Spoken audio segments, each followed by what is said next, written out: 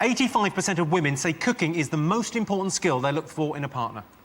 I think you've missed out the word obese before women.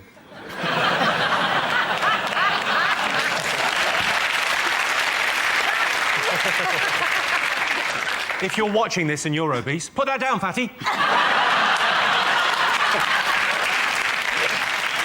What do you think? Absolute rubbish. What do you look for in a partner? I don't know many women that say, oh, he's really good at cooking. Maybe you misheard him. What do you look for in a man? Fat face. Even fatter face, you know.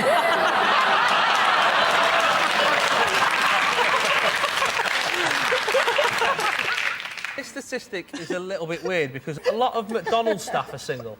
At no point does a woman go, oh, you've got 5 stars.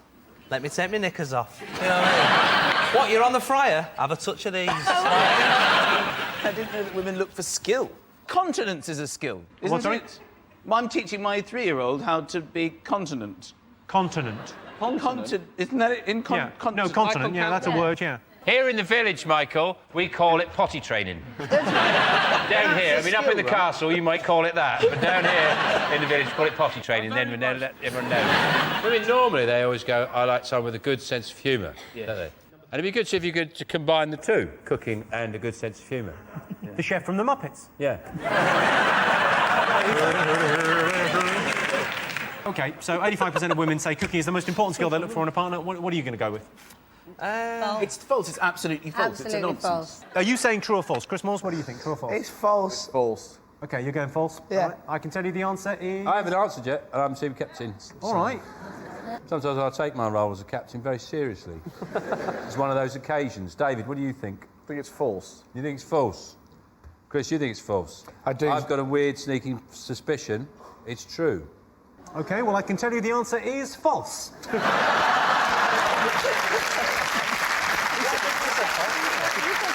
Only 13% of women say cooking is what they look for in a man. When my girlfriend and me are in the kitchen, things get pretty steamy. We haven't got an extractor fan. So at the end of that round, it's 4 points for Sean's team and 4 points for Jason's team. And the winner is the name of our final round. Here is your first one. Britain's most ridiculous law. Is it Jude Law?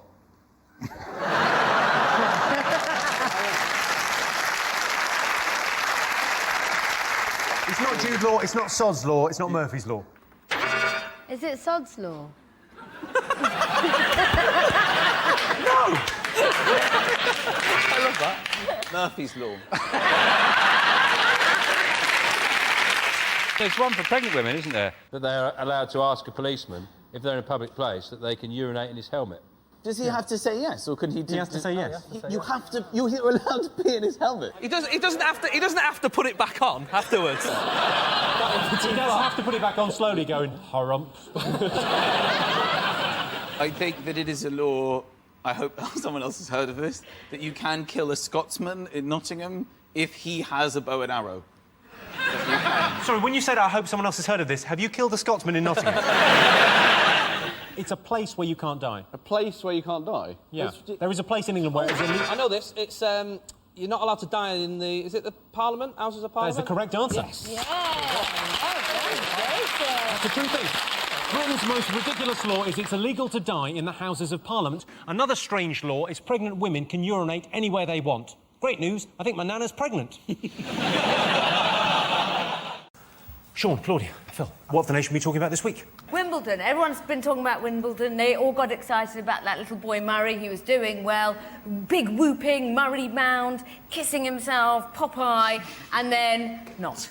Are you just doing word association, aren't you? I found Andy Murray slightly irritating. You found him irritating? The whole kissing of the muscles and all of that.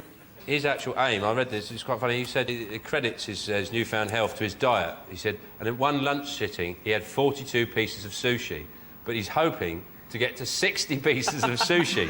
That's what he wants. And I just got this idea of, you know those machines that fire tennis balls at you? Yeah. He just gets one of those and fills it with sushi and just stands there going... There was actually 6 complaints into the BBC because Nadal kept scratching his arse during the... As if someone from the BBC is going to go out and go, excuse me, can you stop picking your arse? The whole whole thing about his style of tennis is about his balance, which comes from his bottom. I think it's integral to the tennis, and Claudia probably agrees as well as a tennis connoisseur. And, Yes. and a lady who likes a fine bottom.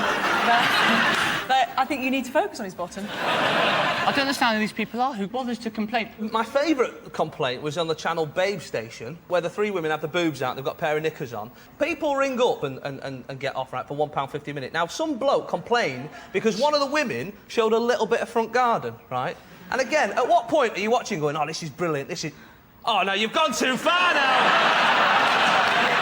Oh, put that away! Don't look, son, don't look! Do you know what me and Gabby did recently? Hello.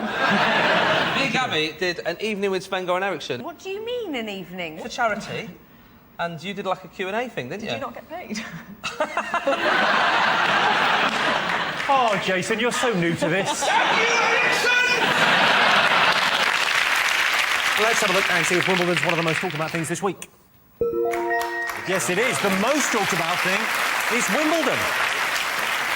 Andy Murray could have beaten Nadal. All he needed was a slightly different strategy and a magic racket strung with dreams. The crowd at Wimbledon got right behind Andy Murray as they queued at the exit. Jason, Gabby, Mark, what else have the nation been talking about this week? Well, I think it's got to be the Royals. They're on their arse, aren't they? They've got no money. Apparently, they're so strapped for cash that they were thinking about setting up a premium rate phone line. What's that? What are you wearing? A tiara? Who's that getting off? Have you got my sceptre in your hand? Yeah, it was a bit weird. Because you'd have to ring it, wouldn't you? You'd have to ring it. Just dial 1 for 1. Dial 2 for a racist rant from one's husband. For Prince Harry, press the hash key. You know, I think all right, isn't it? Classic. Yeah. It does seem extraordinary, but they are saying they're strapped for cash. They don't have any money. Well, can't they do a sponsored run or something? I think they should do a calendar. The Queen should do a calendar, and over this nipple she has a sceptre, and that nipple a corgi's nose. That'd be nice, wouldn't it? But it's ironic, because you've got Charles trying to save the planet, obviously. Yeah. And he's filling his car up with wine. Wine and cheese, yeah. Of course you are, Charles. Yeah. Of course you are. Filling his car up with cheese. The bloke has finally gone mental. He talked for plants for years. We let it go. We let it go. He swapped Diana for Camilla. We let it go, right? He's gone too far this time. If I swapped Diana for Camilla, you mean his wife tragically died? OK, well, let's have a look and see whether the Royals' finances is one of the most talked about things this week.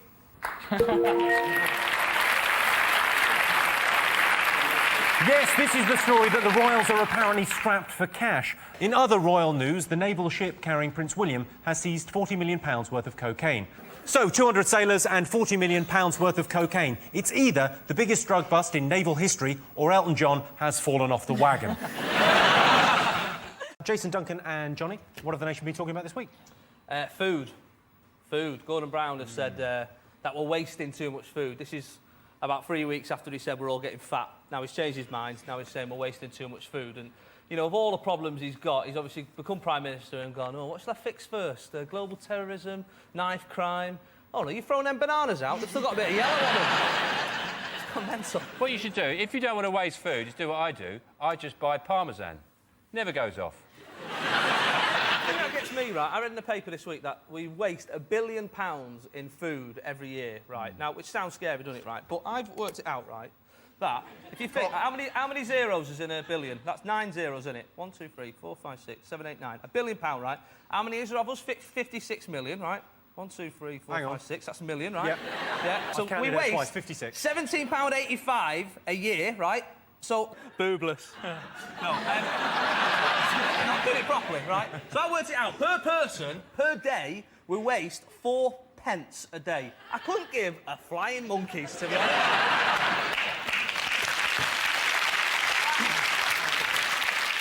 Jason, there's certain people that upset that balance. I'm a nightmare. I go shopping and I'll do my go around. I love it. I love going shopping, round with my little trolley, round Sainsbury's. I do.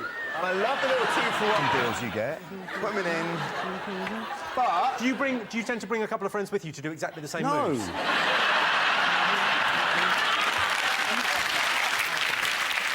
Let's have a look and see whether food waste is one of the most talked about things this week. what else have the nation been talking about? The church. Go on, tell me more. Female bishops or something. Isn't it? Female bishops, and there's been a big hoo-ha about it because they were saying we should get promoted. And let's be honest, there's only so far you can go within the church. If you go vicar, bishop, archbishop, you're never going to get the top job, are you? That's God, isn't it? There's no... And he's put his son in, hasn't he? Nepotism. That's yeah, what exactly, I hate. Yeah. Women would be brilliant at being priests because, like, confession is essentially gossip, innit? You know what I mean? Like, it's been 2 weeks since my last confession. Is it? Go on, tell us some more. I slept with a neighbour. Have ya? No way. OK, female bishops, let's have a look and see if it's up there. What else have the nation been talking about this week? I think the #1 will be Wimbledon, the greatest final of all time. It was the greatest final of all time. It was the greatest final. There's no two ways It's about very it. good. I think saying the greatest tennis match of all time is like saying that's the tastiest water I've ever drank. It's like, much of a muchness, to be honest. I listened to it in the back of a taxi. It was a good match. It was on the... What were you doing in a taxi for 9 hours? Yeah. It's weird commentary on a tennis match. It's not like football where they go Beckham to Rooney, Rooney to Owen, goal. It's like Nadal to Federer, Federer to Nadal, Nadal to Federer, rain, Federer to serve. 9 hours. Let's have a look and see whether Wimbledon is one of the most talked about things this week. Did you know, for example, 44% of Brits keep their socks on during sex? Fair enough. Why would you take your socks off in a car park? The average person will spend 2 weeks of their life waiting for the traffic lights to change. I think they might be broken. And 20% of adults in Britain don't know how to use email, and they work on the help desk at PC World. Right, let's get on with the show.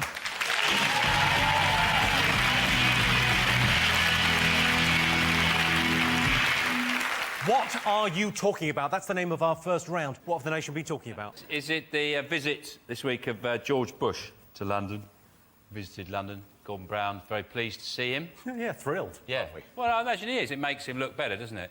Same principle like Simon Cowell got Piers Morgan on Britain's Got Talent. Says, if you think I'm a smug, self-satisfied look at this bloke. I think... Is that Wamir? I think it's just funny that, you know, when I'm Canadian and when our Prime Minister visits, not a lot of hoopla. Like when our Prime Minister, Stephen Harper, and right there, I could have said any name at all. I could have said Zorak the Invincible, and there'd still be people watching at home going, yeah, I hear he's invincible. Yeah. Yes, Zorak. George Bush got a tour of Windsor Castle, and I thought that would be an episode of Cribs I wouldn't mind watching. Just Prince Philip walking around, going to the bedroom, and this is where the magic happens. Do you think he was secretly a little bit disappointed that Windsor Castle wasn't bouncy? You saying he's stupid? That's what I was saying. That's one of his greatest skills, isn't it? It's this idea that he's convinced everyone he's stupid, and he's not stupid. He's just really anti-clever, isn't he? So he doesn't like clever things. Like reading books the right way up. Let me go through a couple of things he has said over the years. Yeah. When asked to describe the White House, he said, it is white. Technically correct. It's not wrong. OK. He said more and more of our imports come from abroad. Correct. Again. OK. I think we can agree the past is over. That is fact after fact. Here we go. He's a fact machine. Last one. When asked by a reporter why Osama bin Laden had not been caught, he said, he's hiding. Yeah.